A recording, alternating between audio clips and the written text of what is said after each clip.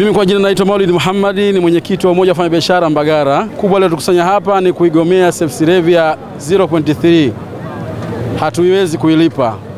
Na kwa heshima kubwa sana tunatoa maombi, mkuu wa wilaya, usiwe unatuita watu wachache, uje ushuke chini wasikilize wananchi na wafanyabiashara nini wanakusudia kuhitaji kutoka kwako, fikra zako. Sisi tuko pamoja kukusikiliza, lakini hebu shuka chini wasikilize wafanyabiashara wote kwa umoja. Nini tatizo lao ili tuweze kulitatua na si kuleta mgomo waendelevu. Hilo ndo neno letu sisi umoja wa wafanyabiashara. Mgomo utaendelea mpaka tupate majibu kutoka kwa viongozi wetu. Na kama kwa mfano wewe mkuu wa wilaya jambo limekushinda, wewe kama umeshindwa basi nenda ngazi ya juu inayofuata. Kwa majina naitwa Paul Andrew, ni katibu wa jumuiya ya wafanyabiashara Mbagala. Tuko hapa mwandishi wa habari kwa kero kubwa ambayo ni ya service levy. Wafanyabiashara jana wamekamatwa, wamekwenda kusomewa madeni makubwa, ambapo sisi kama wafanyabiashara na jumuiya ya wafanyabiashara pia kwa ujumla tuna malalamiko haya ni ya muda mrefu, na tume zilitengenezwa na mamlaka za juu kwamba zitatue matatizo ya wafanyabiashara, lakini swala hili la service levy limekuwa likileta shida kwa wafanyabiashara. Mpaka sasa hiyo 0.3 wanaitaka wao, sisi kama wafanyabiashara hatujui tuipate wapi. Sasa watu wamebambikwa madeni makubwa. Wafanyabiashara leo wameamua kufunga maduka yao wakimtaka mkuu wa wilaya aje kuwasikiliza hiyo kero na watoe tamko lao kwamba hii 0.3 hailipiki, huku wakisubiria bunge litaamua kitu gani. Sasa sisi tunatoa wito kwa mheshimiwa mkuu wa wilaya. Hawa ni wafanyabiashara ambao sisi kama halmashauri au halmashauri inawategemea kulipa kodi. Sasa wanapofunga maduka wanaathiri sehemu mbalimbali, watu hawapati huduma. Kwa hiyo tunaomba, wao wameazimia kufunga maduka mpaka kwa wilaya au mamlaka za serikali zitakapoamua kuja kuwasikiliza.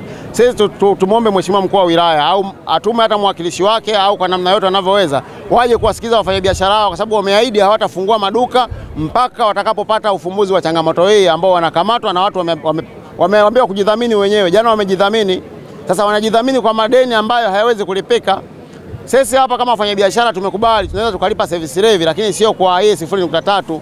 Kwa ile shilingi 80,000 na 60,000 tunaweza tukalipa, lakini kwa hii 0.3 inaingia kwenye mitaji yetu. Naitwa Rosemary Mushi, ni mfanyabiashara hapa Mbagala. Mimi nauza vinywaji. Swala la service levy, tunalipa service levy, lakini serikali inataka tulipe kwa 0.3. 0.3 hatutoweza kulipa, ni kiwango kikubwa sana kulingana na kipato chetu tunachokilipa. Hivyo tunaomba serikali tulipe service levy kiwango kile kile cha 80,000 tunacholipa. 0.3 hatutoweza kulipa. Sisi wafanyabiashara tuna tozo nyingi serikalini tunazilipa, TRA, leseni, vibali, TBS. Kwa hiyo serikalini watuhurumie na sisi, wasituelemee mizigo mizito sana wafanyabiashara. Tunachokilipa kinatosha, wasituongezee. Service levy tunalipa kwa kiwango hicho kidogo cha 80,000 kwa mwaka tunaweza, lakini cha 0.3 hatutoweza. Serikali tunawaomba Mheshimiwa DC, mkuu wa mkoa, waziri muhusika, hata rais pia, tunaomba utuangalie serikali. Sisi wafanyabiashara hatutoweza kwa kiwango hichi, ni kikubwa sana. Mimi naitwa Michael Ndutu Dereri, ni mfanyabiashara wa hapa Mbagala Rangi 3. Mimi kuhusu swala la service levy nimekamatwa mwezi wa 10. Wamekuja wamezoa vitu dukani kwangu venye thamani ya milioni 3. Wakanipeleka kwenye ofisi zao.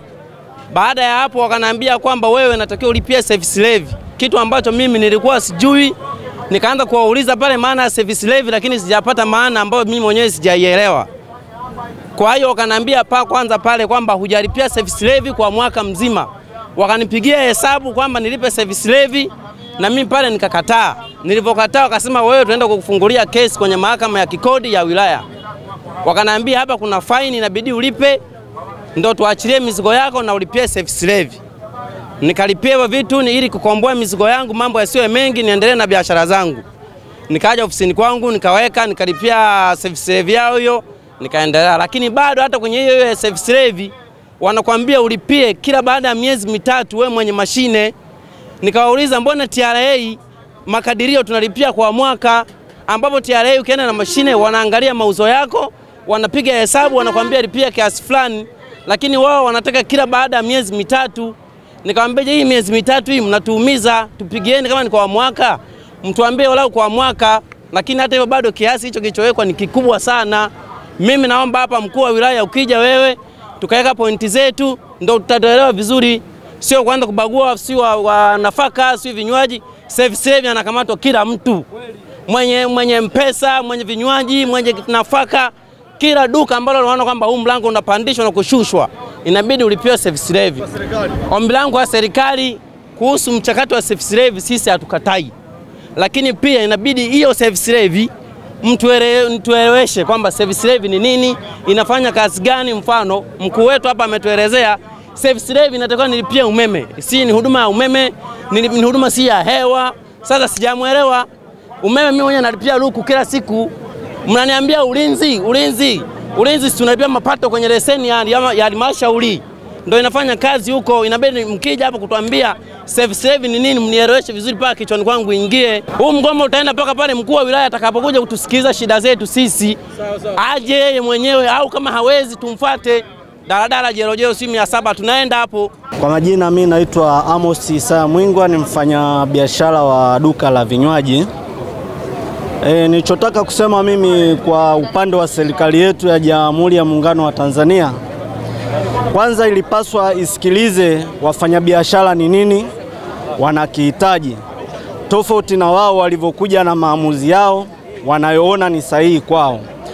Tufahamu kwamba serikali yetu haiwezi kumaliza mambo yote kwenye nchi hii pasipo kutegemea msaada wa wafanyabiashara. Tunaona kila siku watu wanalalamika mitaani hawana ajira, lakini kupitia wafanyabiashara wengi wamefanya wawe na kazi. Kwa hiyo sasa sisi kama wafanyabiashara, serikali inapaswa kufahamu ya kwamba kama tozo ya service levy tumeona haitulipi kwa makadirio yao, wao wanapaswa wakae mezani pamoja na sisi ili waweze kusikiliza hoja yetu na msingi wetu ni nini. Hatuwezi tukakataa kile wanachokihitaji, ila tupo kwa ajili ya kutetea maslahi yetu binafsi. Ukiwa umekaa sehemu ni rahisi tu kuagiza, lakini kama hujaona changamoto wanazokutana nazo wafanyabiashara, unaweza kaona wanazungumza kukwepa kodi, lakini kiuhalisia sio sahihi. Tuko hapa kwa ajili ya kutetea maslahi yetu binafsi na maslahi ya Watanzania pia.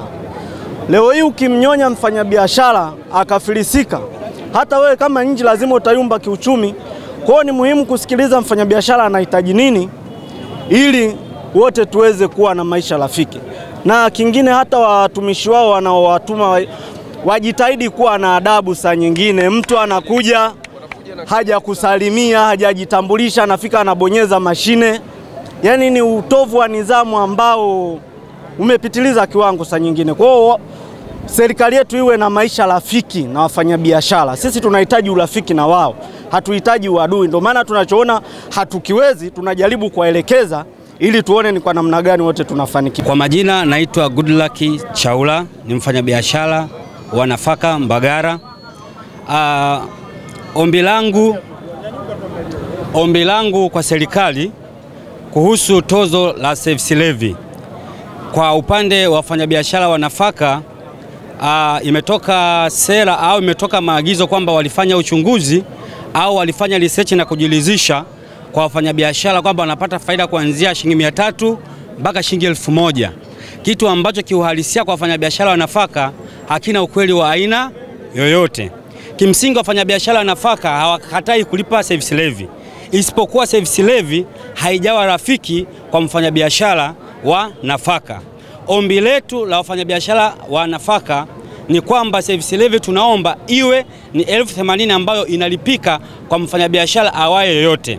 Na kingine, imetoka mkuu wa wilaya ametuambia amejaribu kutenganisha wafanyabiashara wa nafaka ndio waanze na kulipa hiyo service levy ya 0.3, kitu ambacho tozo hii inakuja kwenye mauzo, na mauzo haya muda wote unavyouza huuzi mauzo ya faida peke yake. Kuna wakati unakata, kuna wakati unarudishia fedha. Si mauzo yote yanapatikana faida, lakini wao wanapiga tozo ya mauzo. Kwenye mauzo kuna faida, kuna kurudishana, kuna hasara.